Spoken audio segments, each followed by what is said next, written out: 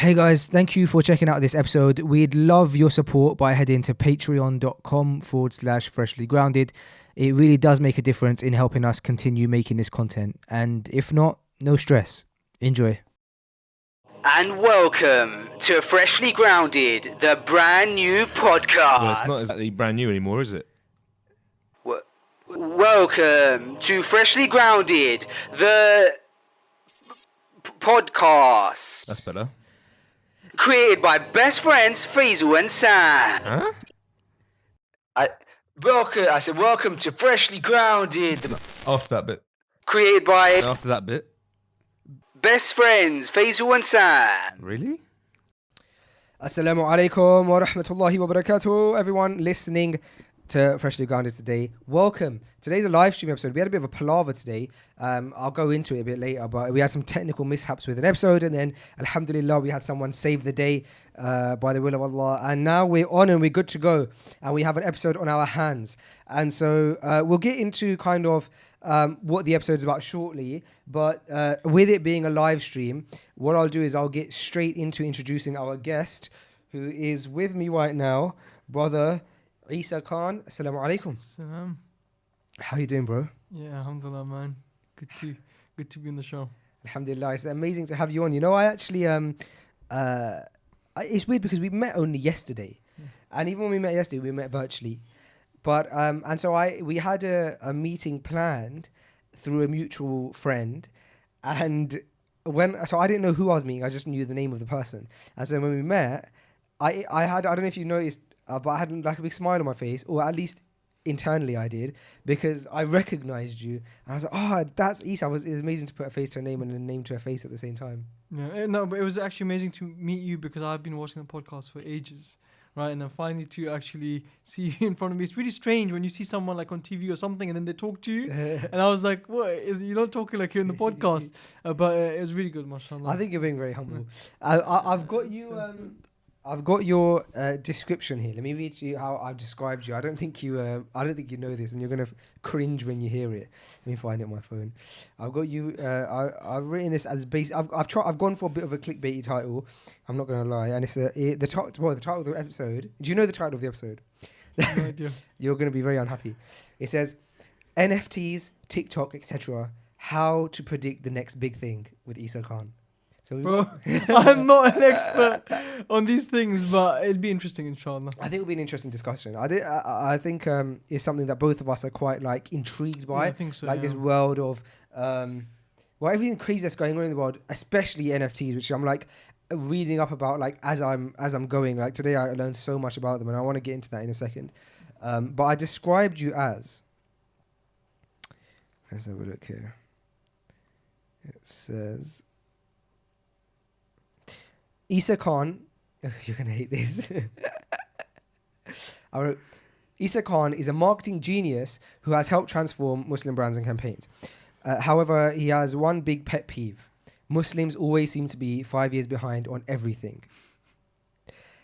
In this episode, we'll talk about how to be ahead of the curve, marketing tips. We'll try to make sense of the new NFT hype, and probably a whole load of random natter. So that's right. That's me giving a bit of explanation. Alright, bro, did the meeting help with that description? Yeah, exactly. It did. Actually, you know, so funny you say that. I think both of us were actually looking into this because we have similar interests. But I was looking at these NFTs. It's so funny at what it actually stands for, non-fungible tokens. Yeah. It sounds so bizarre, but I actually started hearing about it about 2 weeks ago.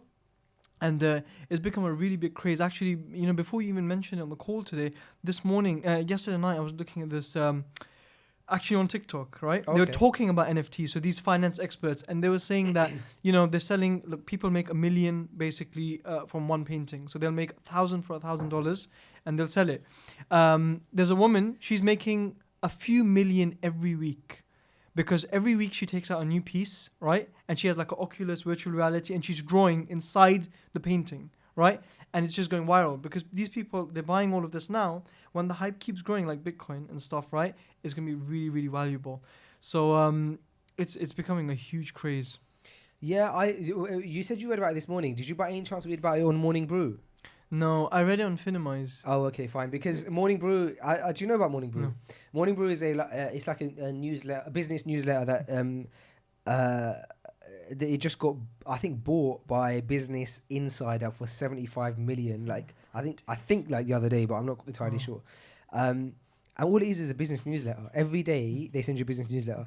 But the USP of Morning Brew is that they write it. It's the way they write it. You know, they write it with quirkiness. They write it in a way that is like. That's the USB. Is like they bring you articles in a way that's great and tangible. Not tangible. What's the word I'm looking for? I suppose it's concise, but yeah, consumable, I guess. And today's newsletter was about NFTs, and so I thought when you said you read it about it this morning, I assumed that it was through No, that. I'll check it out though.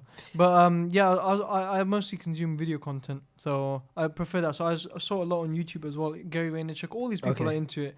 I mean, these guys have been doing it for a few months, but it just recently it's just blown up. Like the first one that they released, like a big one they released like 2 weeks ago, sold for 6.5 million.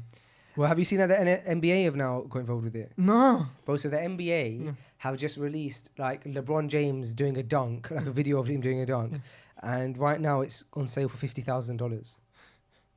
It's insane. And you think to yourself, but I don't understand, why would you sell a video because anyone can watch it? So let's track it back a bit, because the reason we're talking about NFTs is because it's like you said, the big hype right now. And I guess the point of this episode is, well, for us to basically just have a natter, but an element of it is definitely, I suppose, talking about the new world that we're going into, and you're obsessed with digital stuff. I'm obsessed with digital. You're in marketing.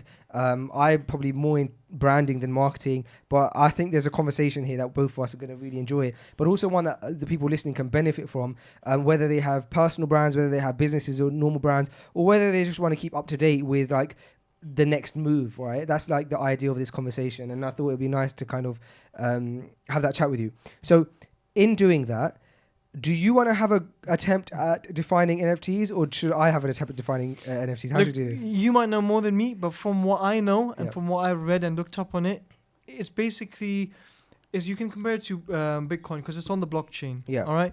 And if Bitcoin is the equivalent of gold online, NFTs are the equivalent of baseball cards and collectibles online.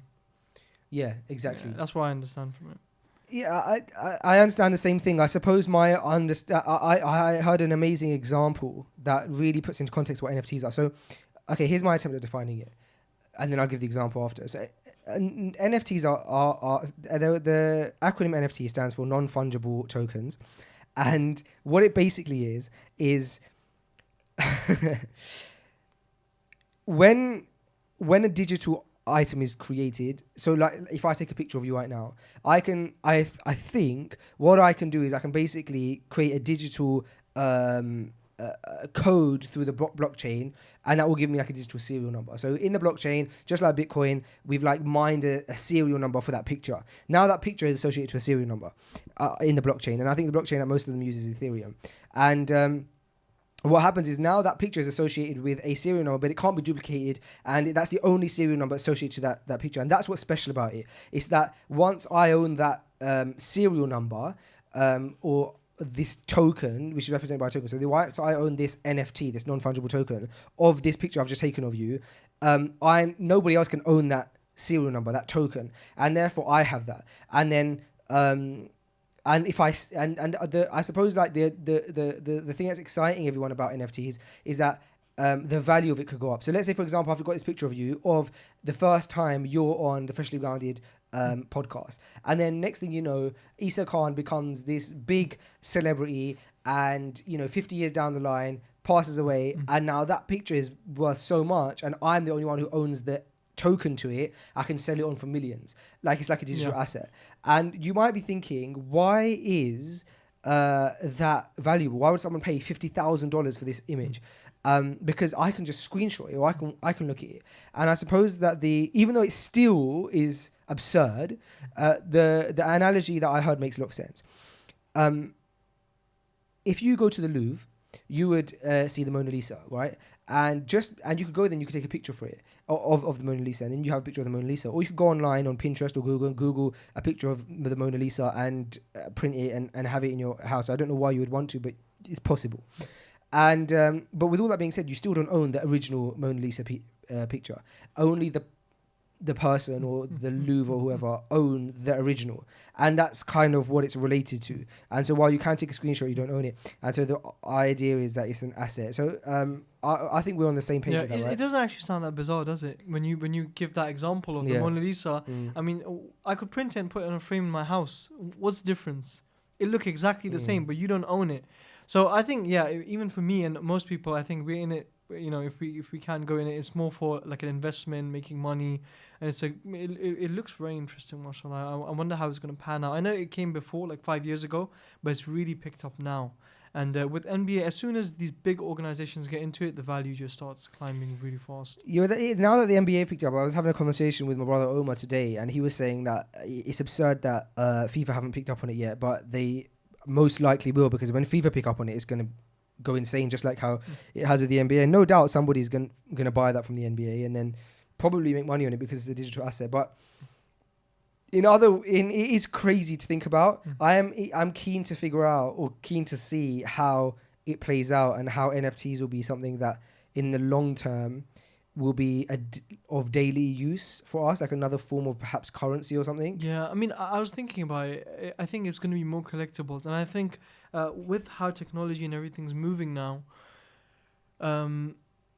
it's, I think, I was going to go into another point about, how when we were growing up in the 90s and like there was no phones or anything, like sometimes life would be so boring because you have nothing. Right now it's like constant entertainment or information you can have.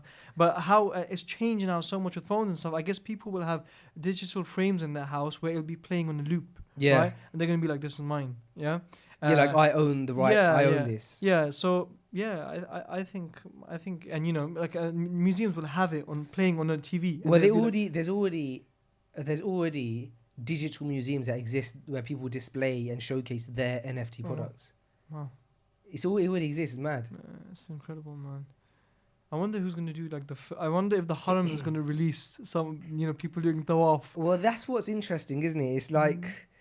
It is interesting to see how this will be utilized in different industries, because this is just so the beginning stages. Yeah, I mean, imagine celebrities doing like selfies, right? And you get to own that selfie. Yeah, and they just say something in that selfie which they never say again in a selfie video, and then it's just playing on loop. So yeah, I think there's a huge scope for it. Even more so, like, I think where creators can. I was watching this video about how creators can utilize NFTs, and it seems that, like, let's say, for example, we have this episode of Freshly Grounded, right?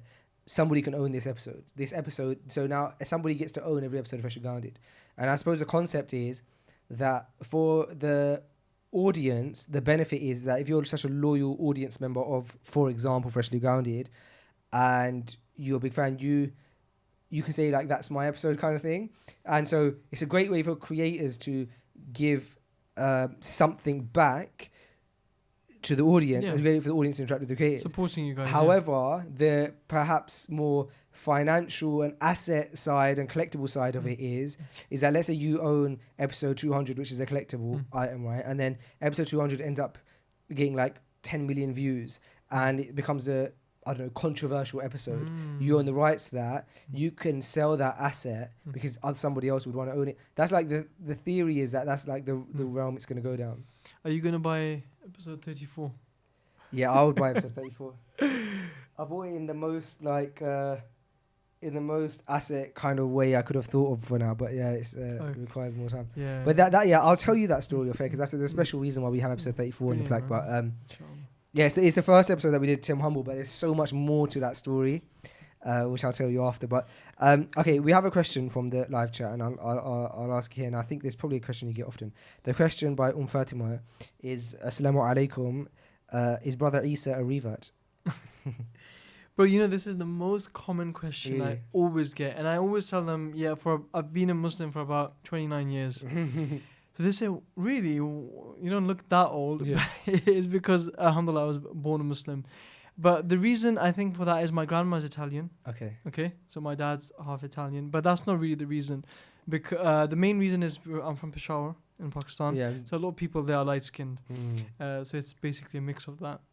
Yeah, you hear that a lot of people from Peshawar. People ask, "Oh, are you from Peshawar?" I used to think that. I used to once or twice get that. Yeah. But you're much lighter than me. Yeah. I think it's might be a bit due to my grandma, but yeah.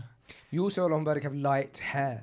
Yeah, maybe. So that probably adds to the is he or either. Yeah, but this every single person will ask me. But most people, I mean, when they see me or they see my full name, it says Esa Khan. I Yeah. mean, very few reverts have a last name which is Khan. Oh, I think that's what made me realize that you were Pakistani. Because I Yeah. said to Kareem today, I said, Yeah. I think Isa's Pakistani. And he goes, yeah, he is. I asked him. And he goes, what made you think that? And I said, I don't know. I just seemed to get an inkling. But actually, now come to think of it, it was the name. Yeah, Khan. Yeah, I get that all the time, man. Yeah, I can imagine. Alhamdulillah. Okay, so like I said, I called the episode what I called the episode, right? Which was like this idea of like how to predict the next big thing. But really, it's not about predicting the next big thing as much as it is about understanding the concept behind why it seems that Muslims are always behind, right? And so I suppose like a step before predicting the next big thing is, as Muslims, becoming people who are on trend, right? And so I suppose it can be applied to anything, but I suppose like where we're talking about it here, and perhaps where you're passionate about it, is in the world of marketing, branding, business, and that kind of stuff, like growth. And I think I wanted to, before asking you about what your thoughts are on this idea of Muslims being behind, why you think that is and stuff, I wanted to say that I think perhaps it's not as much that Muslims are behind anymore. I feel like Muslims, for the most part, are now starting to become on a trend, I guess is the best word to use for now, are becoming on trend. But it seems to be that Muslim organizations are behind. And I can only put that down to the fact that with organizations, there seems to be a lot of red tape and an organizational like structure that is like just like pointless and ends up like when you have to put all these different changes in through a filtering system, kind of never get passed on. So would you agree with that? And yeah, I feel like it's changing now. I think it's definitely changing now. I think there's two aspects to it. I think there's the first is that, you know, people, they'll basically get onto anything new that comes, whether it's like Bitcoin or this or that. They're going to basically get on it, which is just basically jumping on the bandwagon whenever anything exciting comes up. But the other one, which I was referring to, I mean, I would say to one of my brothers and mentors, and he corrected me. He said, look, it's not necessarily. I said, why are the non-Muslims are always ahead? He's like, no, it's not the non-Muslims. It's the mainstream, right? So we're not up to what mainstream is doing. So I think now it's definitely changing. Like this is an example, right? Mashallah, you guys started on time, but always it seems like there's a lag or delay with bringing those things and using it for the deen and taking advantage of it. But it was something that used to really annoy me before a lot, right? Because I think sometimes maybe in organizations there's a lot of laziness, right? People don't want to change and stuff, but they don't realize like how much benefit that can bring if you just keep up with mainstream, keep up with what's going on. It's incredible, you know. And I've had some big like issues with that before, like why we wouldn't catch up. You said that it annoyed you a lot more before. Like, does it still annoy you? I think to a certain degree we do. Like I have conversations sometimes about advertising and stuff like that, because I do a lot of advertising, and sometimes they're like, we're not interested. Oh, we tried it, we don't want to do it, right? They're talking to me like about it, but they're like, so I don't really approach people and say, do you want to do advertising? But alhamdulillah, they like speak to me and they're like, yeah, we tried it. What do you think? But it didn't work and we lost all our money. And I say that, look, you can't just try something once and then that's it. You just give up, right? Because you never know. And so they're just hesitant, even though everyone's using it. Like advertisement is such a big part of a business. Mm-hmm. I wanted to do a course for people. I spoke to Kareem about this today, and I said I want to do a course for like uncles, businessmen, Muslims everywhere, showing that look, when you start a business, you have to think about your marketing. Like that's such a crucial aspect, right? Like you could open a shop in the high street, like a fish and chip shop, and it opens, and you're happy with like $4,000 a month coming in, right? But you don't realize that fish and chip shops do 25k a month, for example, right? And to do that, you have to market, advertise, put it in billboards, put it in newspaper, do a Facebook ad, Insta ad, give coupons, do all of this stuff, right? So yeah, because I work in advertisement, I see something that annoys me when the adoption isn't taken so fast, especially when people have great products, right? But they're not pushing it out. Because it literally, alhamdulillah, when I go to some organization, it just changes them overnight. Like literally, it's a different dimension, and that's the most exciting thing for me. When there's an organization that's struggling, and obviously I'm not going to mention any names, but there's one organization, they went minus 200K. So, and they're very respectable. I really looked up to them, and they were in minus 200,000. And when we finished, they were plus 250. Wow. Yeah, and that was just the greatest part for me. I was like, I'm just so happy that like I played a part in just bringing them out of this craziness, right? Because the struggle with Islamic organizations and projects and stuff is difficult. And then other organizations who were like on the brink of collapse, they couldn't employ any staff or anything. And then there's like 3 staff, right? And that gives me the most happiness, and that the fact that I can do that through advertising and learning even from a lot of these non-Muslims, I'm grateful for that. Like what I can learn from YouTube and even a lot of free content. It's amazing. I mean, I love bringing that change through advertising. How do you get to the point where you can onboard that company as a client? Because they oftentimes, if they don't understand, because something like marketing is not cheap. First of all, I can imagine there's A/B testing that has to take place, and therefore you kind of have to accept that you're going to be throwing some money away. You have to pay for the services of, for example, a team like yourself who does the marketing, and then after on top of paying for the service, they have to put budgets in place to be able to actually use as a spending budget, and that's very scary because that's a lot of money. So when a company doesn't understand the value of it, how do you onboard them? How do you convince them? Well, alhamdulillah, the good thing is that most of my clients, and I mean, this in business as well, a lot come from word of mouth. Majority, actually, alhamdulillah. And a lot of them are returning clients, so it's okay. But when, for example, I'm going to be transparent here, just so you guys know, when someone approaches us, like for a project or like company or something, I'll just tell them straight away 10 grand. Not for me, but like a big part of that budget, at least 6,000-7,000 should be for the actual ads, right? Whether it's YouTube, Facebook, Instagram. Then there's setting up the web page, getting the videos done, getting the filming done, editing done. So the first thing that we do is brainstorming. So we have like 5 staff, everyone will start brainstorming. Then we'll go into scripting. Then we'll go to send it to them. And then they'll send it back to us. Then the filming day. Then the editing, post-production, A/B testing, launching, paying for the ads. So it's a huge process. So, I mean, look, we do it for real. Sometimes people come to us and we don't, we'll say, look, don't worry. We've even paid for people using like a card or borrowing money of someone because we knew that like they needed. Like there was a school in Luton called Oakwood, right? And they said to me, we need to raise £700,000 in 7 weeks, or this landlord is telling us to get out and he's going to sell the building, yeah? And I was like, guys, you're not raising 100 grand a week. That just doesn't happen, right? But Qadar Allah, yeah, it happened, bro. They raised the whole amount. Done. £700,000 done. Yeah.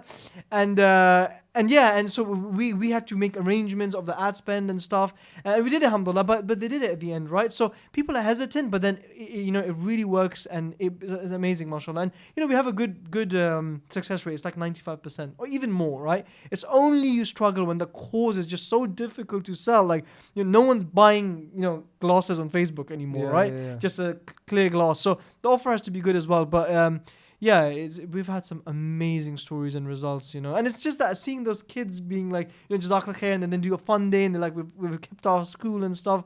That's incredible. I spoke on a few episodes back, many episodes back, about this idea that sometimes when a Muslim starts practicing, even though we have all of these ahadith and narrations and stuff about being neat, having clean clothes, cleanliness being such a big part of Iman and stuff like that, we can sometimes almost, because we're so excited and because we become enlightened by Islam and understanding that it's the truth, we can almost become so focused on the fact that I only care about the akhirah. I don't care about the dunya. Don't care about the dunya, but I only care about the akhirah. You're so focused on it, fixated on it, that something as small as keeping neat, looking fresh, doesn't concern you as much as perhaps it used to, which is good for in some aspects, but you can be extreme with it as well. Now, I was mentioning that we're representatives of Islam, right? And so when you're walking past someone and you don't smell good or you smell bad, that's a big thing. Exactly. And too often we do find that almost like we can be okay with being, I know I've been guilty of it, like you can almost be okay with being a bit scruffier now because you understand the meaning of life, right? And it's really not that, there's more important things than like looking a bit scruffy. And it's great because you no longer have perhaps as much of an ego where everything has, but you're maybe you've gone too far. Do you think that is perhaps the same concept as that's the same reason perhaps we Muslim businesses have this or are a bit behind, because perhaps like we're almost like so in the mindset of no, I'm just reliant that we don't even try and keep up to date with the trends. Do you think there's any kind of match there? I think so. I mean, there's actually a lot of points that can stem off from what you said. It's very interesting, actually. But yeah, I think sometimes it comes from a good place. Like they actually want to do good, and they don't want to test something where they lose money. But they don't realize sometimes that you spend £1 and now you're getting £10 back. Yeah, literally, instead of helping one meal, now 10 people are going to eat, right? But yeah, it comes from a good place sometimes, but you have to learn this in life, that we live in the real world, right? I was telling my wife, my son is very young, 6 years old, Yusuf, and I was teaching him about sales, because I was telling my wife that Muslims don't understand that much about sales, not in a bad or sleazy way at all. Do things for free for people, help people out and everything, but you have to understand the fundamentals of sales. So I told my son, come here. I mean, I was just joking around with him, but I was literally telling him, I was like, listen, if the neighbor tells you, cut my grass, okay, and they say, can you cut the grass for 50p? Yeah, I said, never take the first offer. So they say 50p, don't say yes. Yeah, I said, what are you gonna say? And he said, what? He said, no, I asked him, what are you gonna say? And he said, yeah, I'll say yes. Yeah, and I'll say no. I said, say no, and then say, can you do it for £1 or something like that? Never take the first offer. So I was like, that's your first lesson, because it's not. I think people undervalue themselves a lot of the times, coming from a good place. So for example, you sell a meal for £4. Now the guy's like, brother, come on, you're gonna give it to him for £2, right? Just you can donate it to him, but don't undervalue yourself. So I think that's definitely really important that our kids should learn and it'll help them in life when they're going for job interviews, going to places, when they need a pay rise at the place they're working, they're gonna have families and stuff. So I think understanding some of these fundamental concepts like sales and stuff like that, even at a young age, like for my son, is very important, just so that they can live life properly and not have to suffer, not have to get underpaid, not have to lose money, right? Never cheat, have ethics, principles, but also don't undervalue yourself. Why do you think it is? This might be a controversial question, but why do you think it is that we don't know many? And I'm sure the comments are going to go crazy and say, Faisal, there's so many, to give me so many examples. But why do you think, off the top of my head, that there's not a lot of people in the mainstream, successful business owners in the mainstream, that are like outward with their Islam, or not as many as we'd like, right? Yeah.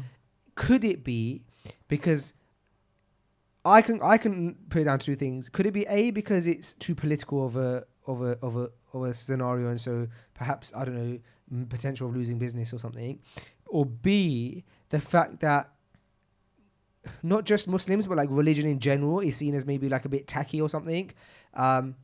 Do you think it's one of those two things, or what's your take on it? Yeah, I think there's a whole there's a scenario, especially in the Muslim online world right now with this, that I think one aspect is, you're right, some businesses I know that they don't associate themselves with the religion because they can get into issues, right? Yeah. They can have customers complaining them to the FCA or whatever, and stuff like that can happen. So some people are careful. I think some people, they don't want to come from the angle of show-offing and talking about their wealth and stuff, which also comes from a good place.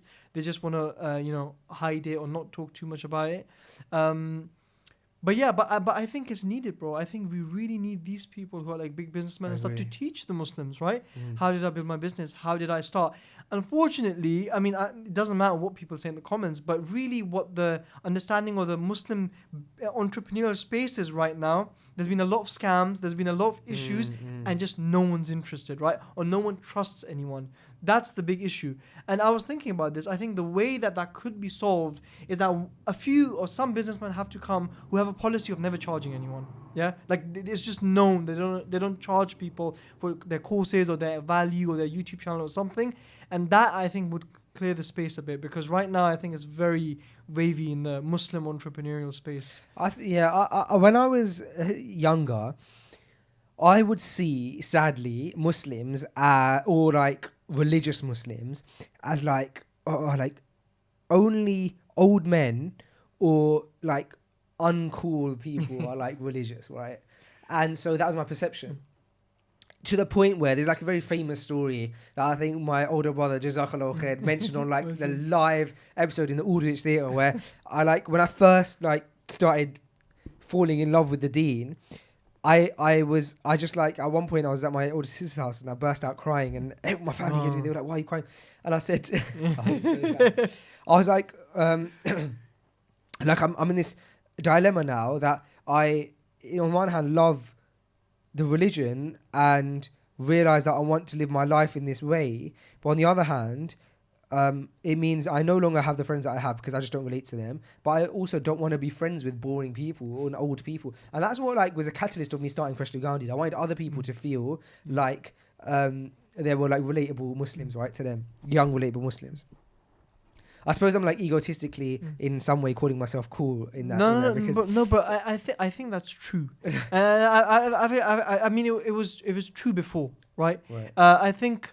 And you know, my uncle used to say this when I was a kid, and I really didn't understand it when he used to say it then. So even our family, like alhamdulillah, a lot of my family is practicing, mashallah, people pray and stuff. But also, like my parents and stuff, they had that stage where they all came into practicing. Right. They start becoming practicing Muslims. And my uncle would say this. So he basically, make me hang out with, these brothers that he knew and stuff. And these were basically so. This is a whole other story, but this was in Bangladesh. You must be thinking, what on earth am I doing in Bangladesh and all of that?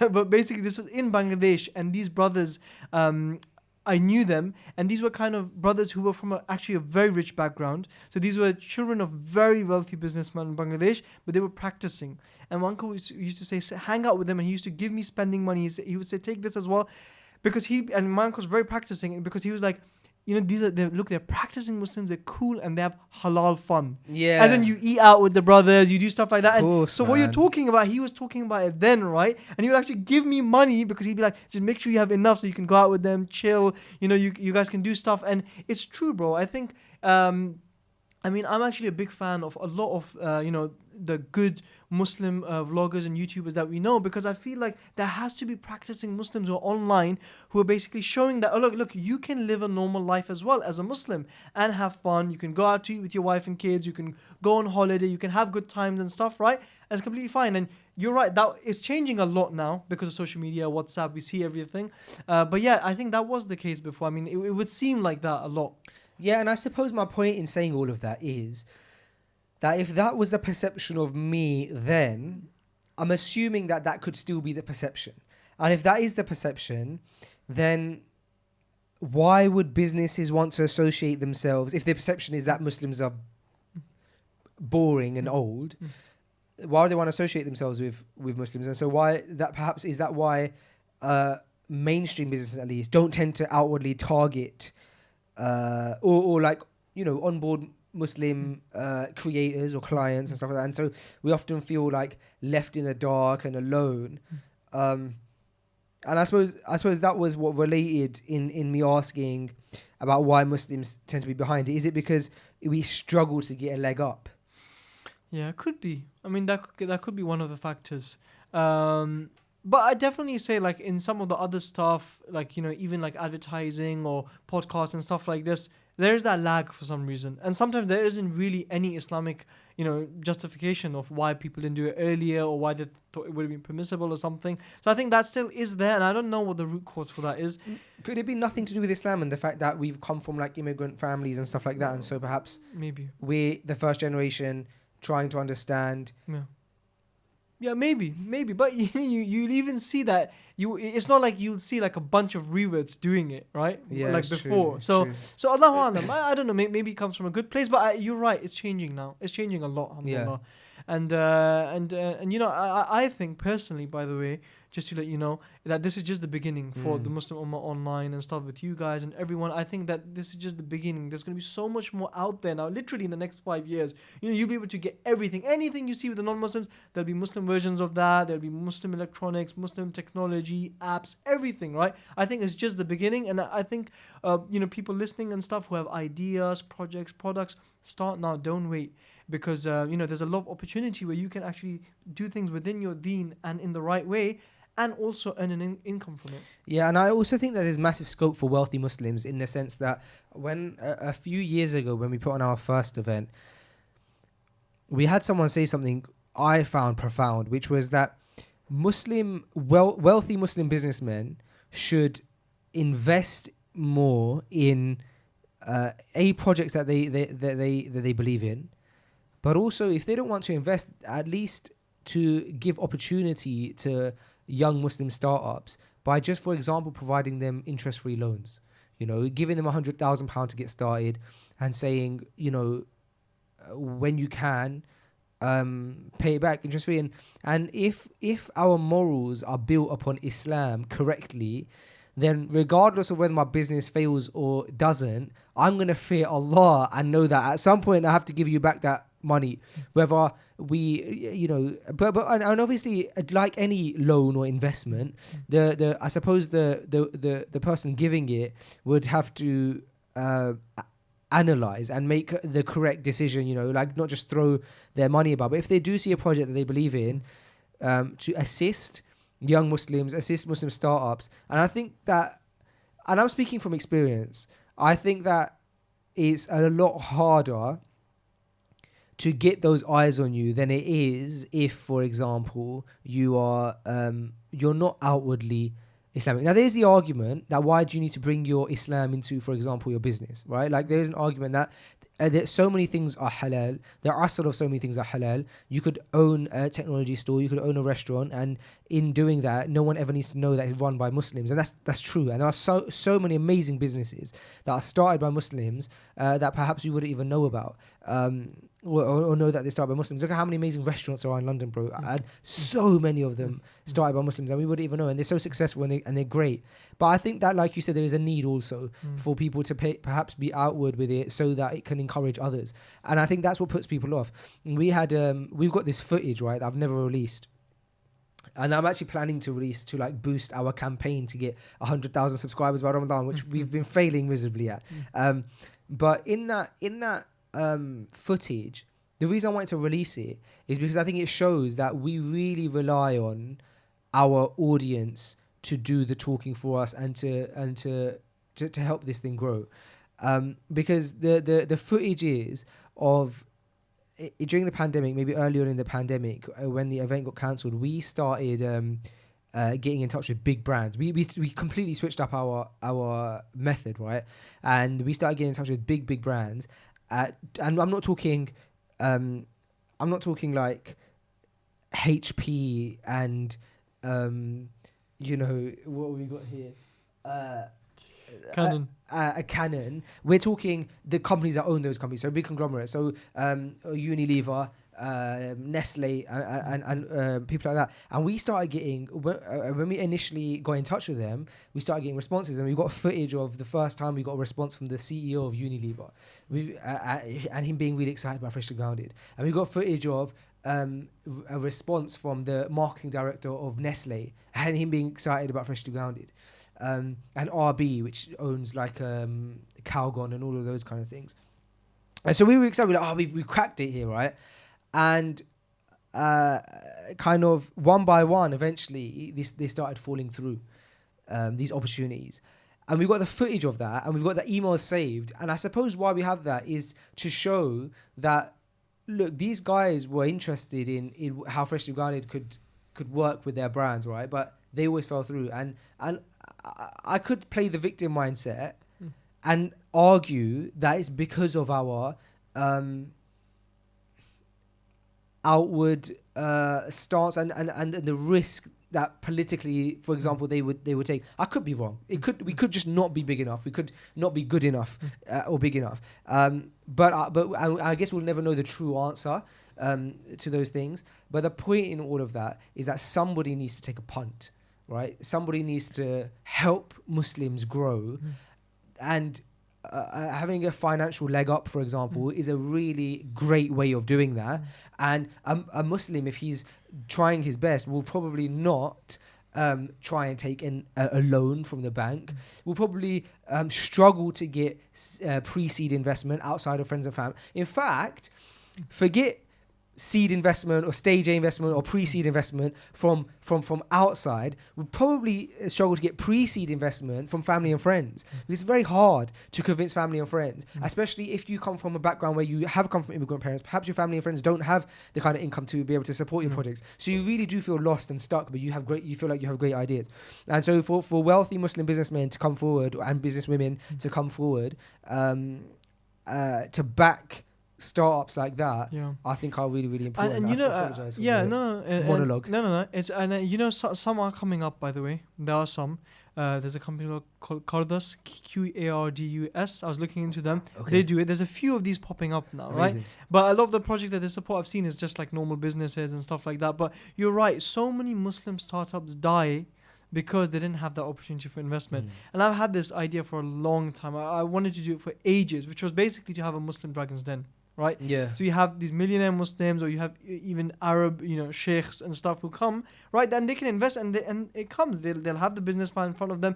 Like, that would be great. I mean, I don't know which Muslim who's interested in entrepreneurship wouldn't watch that show, right? Yeah, exactly. And it's not that difficult to set up. You find 4 businessmen, and then you get everyone to pitch their idea. So I thought of that. I mean, I also wish there was like some sort of business mastermind with Muslims as well, where these millionaires would come, right?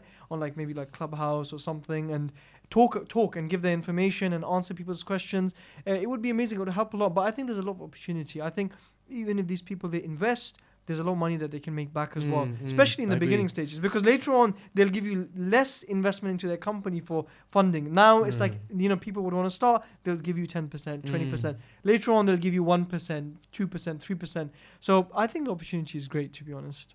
Yeah, and on top of this idea of, I suppose, funding them, I think a huge element is also education, because there are some amazing Muslim minds, there are some incredibly intelligent Muslim minds and incredibly creative Muslim minds, but perhaps education into how the structure works, rather than learning on the job, like how to seek investment or like how to pay taxes, how to have assets in your company, how to manage cash flow, all of these things you learn day to day, and you have to have a huge losses to understand these concepts. 100%. And if education was put in the right place, where you could understand like courses, and I'm sure these courses do exist, where you can understand everything from pensions to taxes, how they work, what's halal, what's not, and all of this kind of stuff. And somebody just commented now, Fatima, she said, I think she was who asked earlier about your revert question, so Jazakallah khair for your input in the podcast. I think she said there's a big lack of access to less resourced Muslim ethnic communities, which I agree with as well. So I think there's a lot of growth that can be done in terms of education. It's very interesting you mentioned these points. I'll tell you something interesting. I mean, I've just been through this situation recently, right? We discussed something yesterday. There was an idea that I had and a project that I'm working on, and I just needed something extra. Like my personal money and savings, and I've never really been someone who could save a lot of money, right? I don't know why, but I find it very difficult. But I had that spender. issue. I'm a spender. Yeah, may Allah protect us all, man. But I had that situation, and I guess I can tell you guys how I did it without these things in place.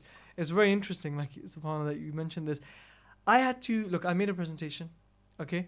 And it was all genuine. Like, it was everything that actually happened. And nothing's a lie, nothing's like, people do that. Like, they put figures, they put projections, right? And it's just nonsense. Like, you can't project these things. Like, Dropbox, who doesn't know Dropbox, right? You know how they got all the investment? How? The beginning investment.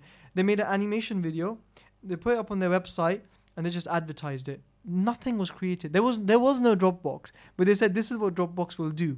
They got 100,000 email signups.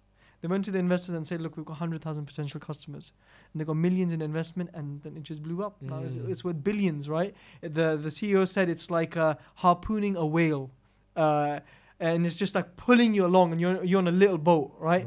Wow. So what I did, I made a presentation. I believed in the project, and I went to different people. I got rejected. I went to friends, family, and I didn't necessarily ask for investment, like clearly like that, but I just showed them the project to see if people are interested, what they think.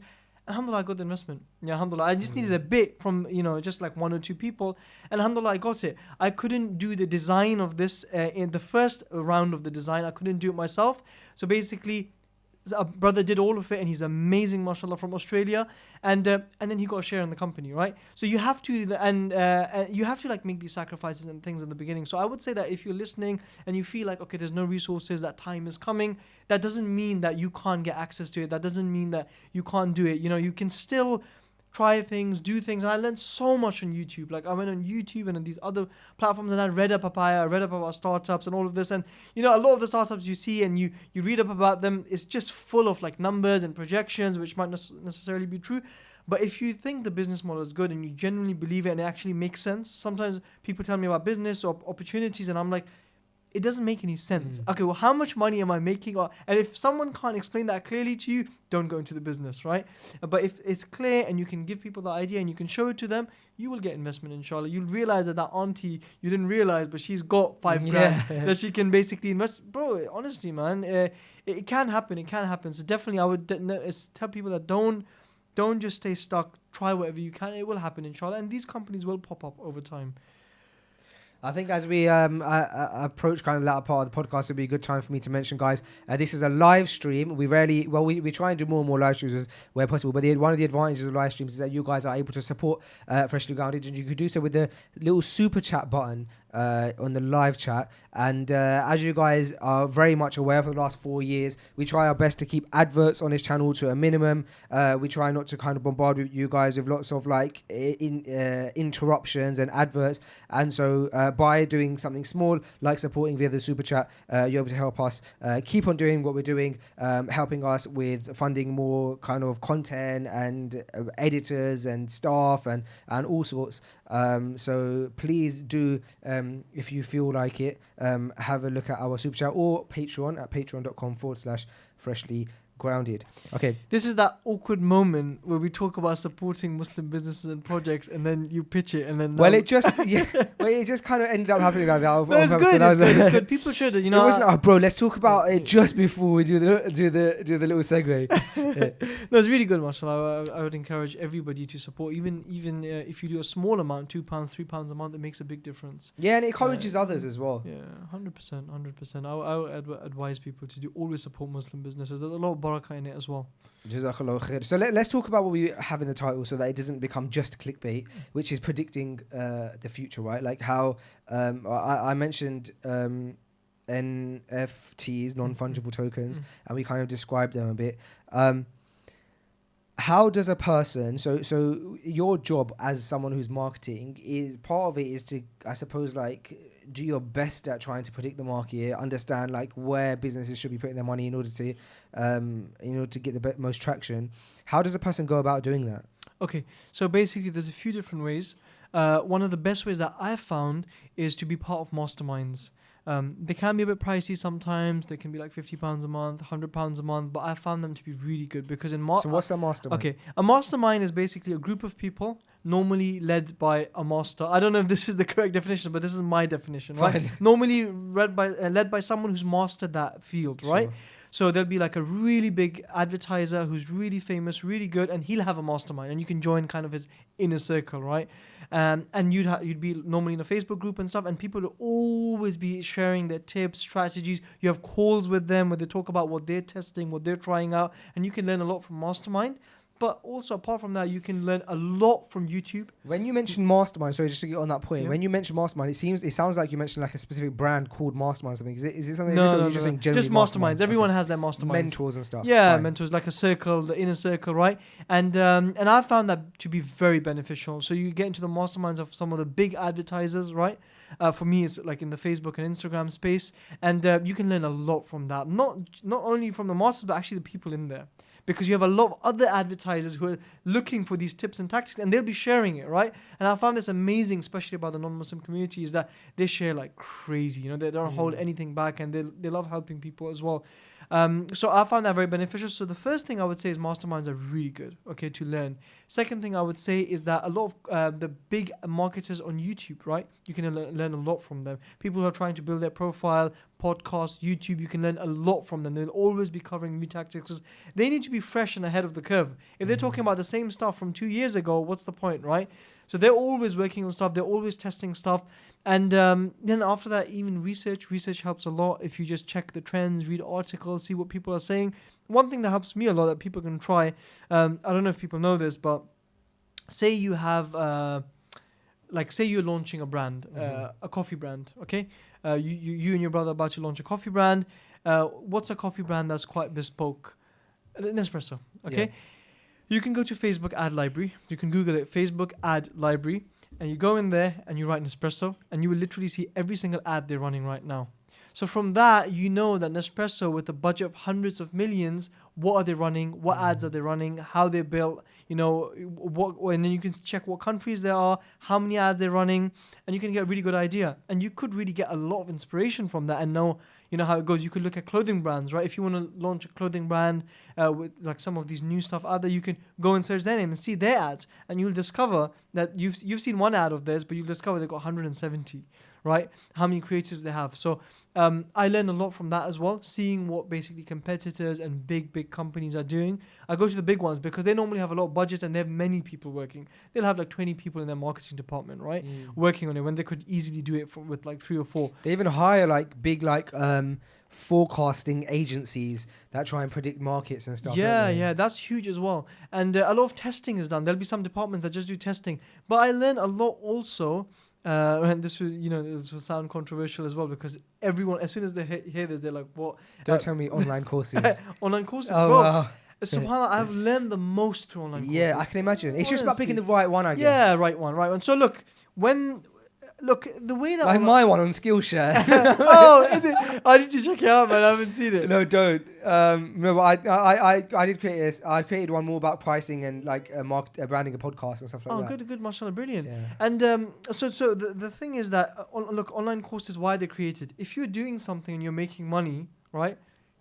Sensibly, you're not just going to give that for free to people, because number one, a lot of times people don't value free things, bro. There's like every Harvard lecture online that you can go and find. People who goes and studies and sits down and studies. But bro, how crazy is it how little views they have, the Harvard lectures? Exactly. What's that YouTube channel called? Which the one that has the Harvard lectures, but not Harvard's YouTube channel. There's another one. It's like of their business school. Yeah. Like a specific type of like sector of their school. Yeah. It has like not a lot of subscribers, not a lot of views, and it's like the founder of Airbnb telling you how he raised funding. Yeah. And it's like 7,000 views. And you're like, what? Honestly, bro, like Harvard, but you realize it's all of them. Cambridge, Oxford, Princeton. You know, they have amazing stuff out there. So my point was that if you know something great and you're making good money through something, you will charge people a bit. Now people take advantage of that. Okay, they'll come in and they'll just copy and they'll replicate. They're like, I want to make £1,000-2,000 from this. You know, I can make a lot of money, and they'll do that. But if you find the right people, right, these are people who are respected. You know, they're in the field. I do that a lot. I try and buy a lot of courses. I have to do it as an investment, right, just to stay ahead of the curve. You know, you can't just be a doctor and like never look at research, right? Course. Or you're going to be killing your patients, right?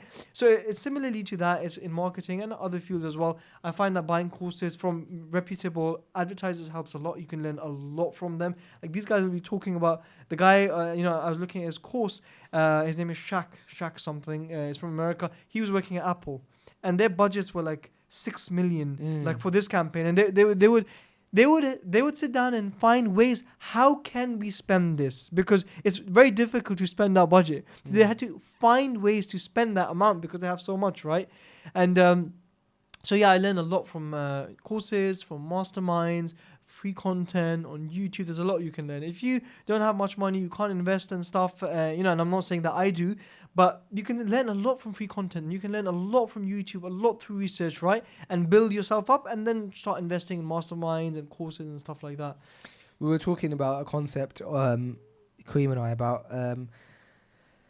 about creating like a community of like-minded people where we can have discussions like this, limiting it, capping it, having like a monthly fee attached to it, and within that, we get to have discussions like this, perhaps like a group of brothers.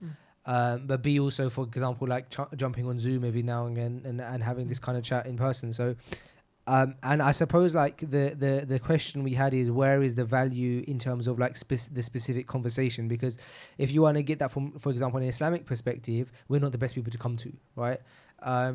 But there is something in the chats that we like to have in the organization, the stuff that we see, the people that we have walking in and out of the studio, the people that we end up banging heads with.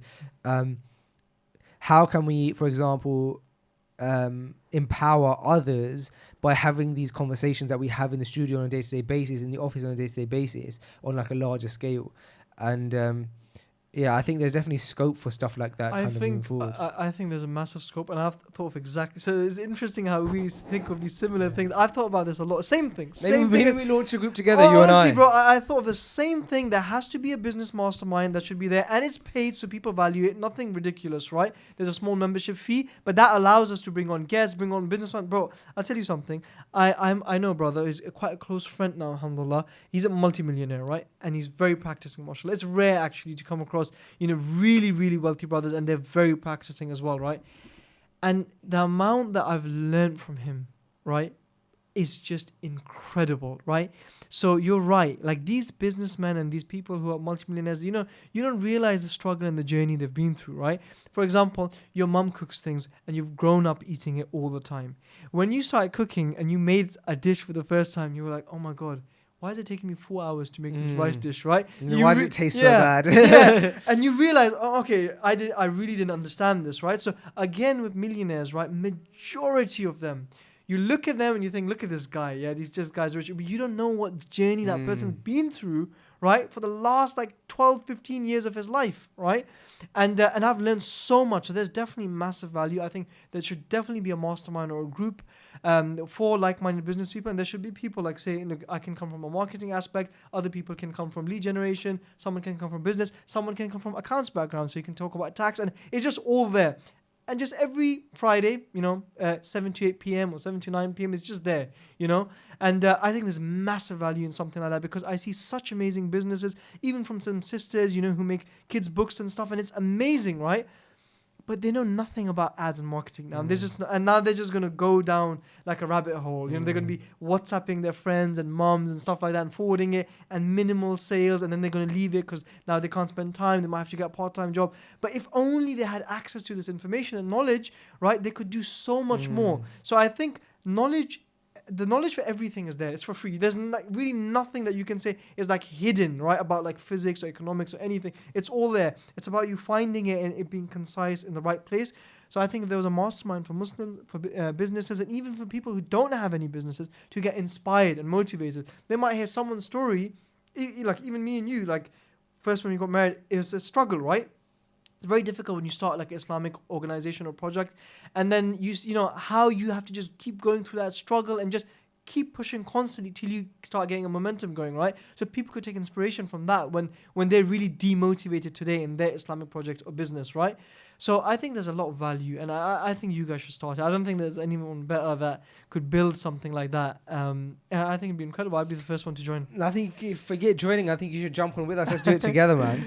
Bro, more than happy, inshallah. We have a question here from Subhan Shah. Jazakallah khair for your super chat. That's the first super chat of this stream.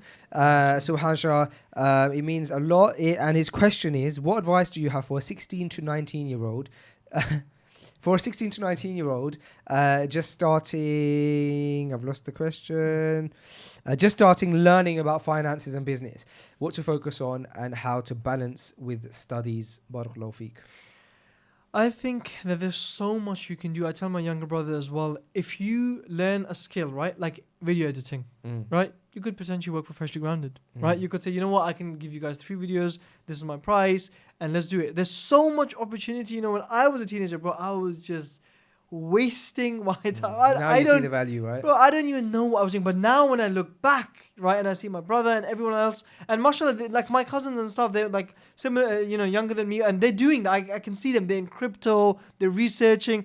actually, I'm going to my cousin. He's only 18, but I'm going to his house after this because he's like, Esa, I've got an amazing opportunity. I've checked the markets. Come check it out, right? Okay. And so I want to see. So it's starting, right? But I would say that, look, learn a skill. Maybe like video editing, graphic design, or anything, and then go on Fiverr, go on Upwork, go on all these places, and just make a profile and start. You never know, you might start getting work, right? And do that. Even just like displaying your work on Behance or something. Like, you don't know whose eyes are going to be on it. Yeah, 100%, bro. Behance, like, you go there and click the best of Behance, and Yeah. you just see the most incredible designs.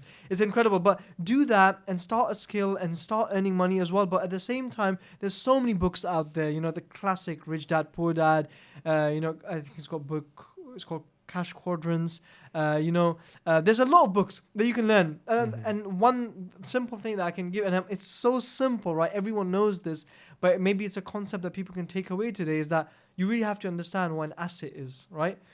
An asset is like a money printing machine for you. For example, if you have now saved up, hypothetically, you've saved up £150,000 and you find a flat nearby and you purchase it, and now there's £700 rent coming from it, you get that rent for the rest of your life, as long as there's someone there, right? So now you've taken your money and you've created an asset, and now that's a major thing that everybody should be working towards. You save your money as much as you can. Maybe you open a restaurant, maybe you own something else that generates cash flow. So if you bought like a meal, right, like a dessert, right? You've eaten that, you got a bit of enjoyment, but that money's gone now, right? But if it was put into an asset or a house, or part of a house, right, it's producing money for you. So definitely look into those things. Start saving up now, inshallah. And even if it takes 30 years and then you have 100, at least now you've got enough money coming in that you got £500-600 a month. So these concepts you can learn much more through reading these books and even going online and YouTubing and Googling them, and it'll just create a better life and future, inshallah, for you and your family. Yeah, I think that the advice for reading books is amazing, especially for somebody who's between 16 and 19, because I started only reading when I was about 23 23, like 23, 24, and I regret that I didn't read earlier, because reading is something that it's like it activates part of your brain as you're reading the book, you're relating it to your situation. And like you said, books like Rich Dad Poor Dad, The 4-Hour Workweek by Tim Ferriss is an amazing book as well. I think reading at that age is probably one of the best things that a person could probably do. So I on that point, I think a lot of people might be like me, where I still struggle with reading a lot. Do you do audiobooks? I listen to a lot of audiobooks.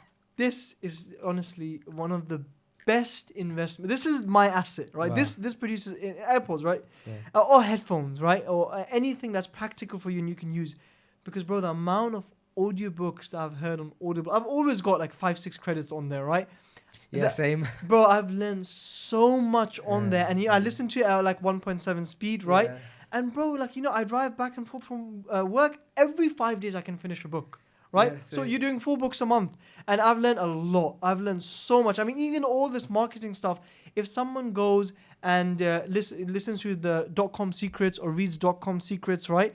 From this guy called Russell Brunson, you learn so much about marketing advertisement that you didn't even know about. .com secrets, expert secrets, and all these books. You can learn a lot from them. Even there's a book called Psycho-Cybernetics. I don't know if you've heard of it. Yeah, I've actually downloaded Psycho-Cybernetics, and it's just sitting in my Audible library, and I haven't actually played it. It's so long. Yeah, and it's such a rubbish name. Like, why would you buy a book called Psycho-Cybernetics? I was advised it by the brother who runs the Mr. Halal Money brand. I can't remember his name. Oh, mashallah, brilliant. Subhanallah. It's No, forgive me. it's really good. I mean, Psycho-Cybernetics is a book that's really good. Muhammad Andalusi. Oh, mashallah. Yeah, I didn't want to be rude and forgive me, but I remember it off the top of my head. I didn't Of course, mashallah. Yeah, that's really good, and you can learn a lot. You can get a lot of inspiration from these things.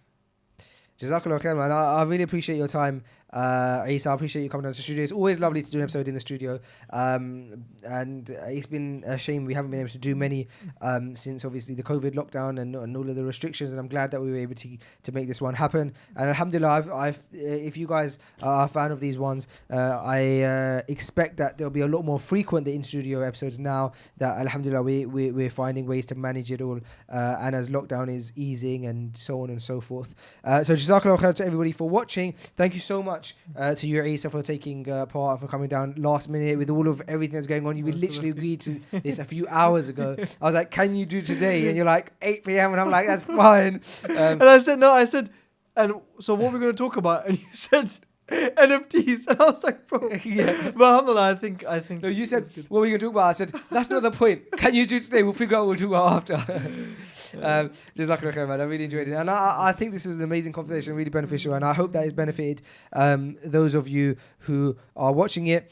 And there was one last thing that I wanted to talk about before I signed off. And I just can't remember what it is.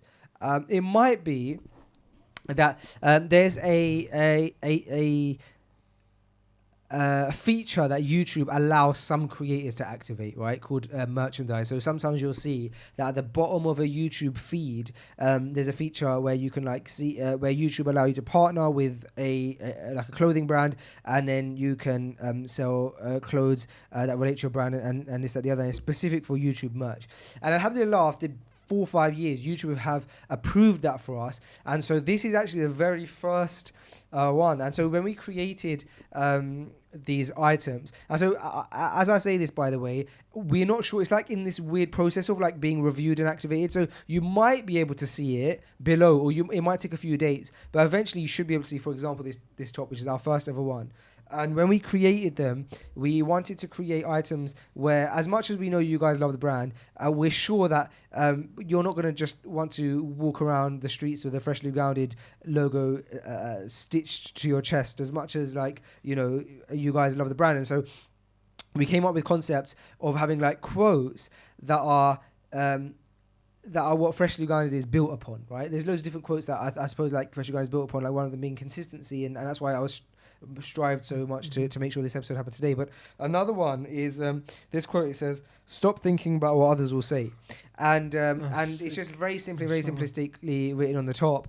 But I think, especially in our culture, the Pakistani culture, but in all cultures, there's like this thing, right? In Urdu, they say "Loki kya kenge," Log kya kenge, which is like, what will people say? And it's like, it's just too big of a concept, and it's like, stop thinking about what others will say. But you know, I actually, when I came and I saw you, I didn't want to read what it said because I was like, that looks so cool. I'm gonna ask him about it. But that's amazing. I mean, that's a reminder I need as well, because we all, you know, as much as we say, oh, I don't really care what people think, you're always thinking about what people think. But you know, having something like that it's a really good reminder, man. Yeah. So this is our first one. So if you guys see it on the YouTube shelf, you can grab it there. If you don't, then hopefully within, I don't know, like a couple of days, you'll be able to see it. I can't see it myself. Kareem can, but he saw only the phone case, because we had a really cool phone case as well. So I don't know. The YouTube have activated this system for us. It's all in their hands. If you see it and you want to support, you can. And I'll upload it on Instagram when it's kind of all available as well. And we're going to be releasing more. And we're going to specifically have an entire section of the store where we're going to have Patreon exclusive. We're going to have a Patreon exclusive side of the YouTube merch store, right? No, a Patreon exclusive side of the store. So you can buy clothes like this, but they're only going to be available for patrons. Oh, I'm so bad at explaining things, bro. I'm the worst. And I'm a podcaster. It makes no sense. But if you want to have access to our Patreon-only merch that we're about to launch, head over to patreon.com/freshlygrounded. You're able to support the podcast for just £5 a month, and it goes a long way. Jazakallah khair. And people are commenting saying, oh, I can see the phone case. So yeah, I think what's happened is YouTube have approved the phone case already, and the phone case is like a mock-up of the Freshly Grounded game, and it says it's not this one. This one says social media seriously harms your mental health. This but it says don't share everything on the phone case. And so the idea is you have it on your phone, and you before you share it, you think, should I share this? That's the concept. That's pretty good, man. But yeah, if you can see the phone case, I see a lot of people saying they can see the phone case. I suppose in a day or so, YouTube should approve the top. But is the top available on the website as well? It's not. It's YouTube exclusive merch. It's like partnered with like their YouTube system. But you know, if people like it enough, maybe we can actually make this into a product that's available on there as well. Sure. Yeah. Well, I don't know why I said yeah. Jazakallah khair, Esa. Thank you very much for everyone watching, and we'll see you inshallah next week. Assalamu alaikum wa rahmatullahi wa barakatuh.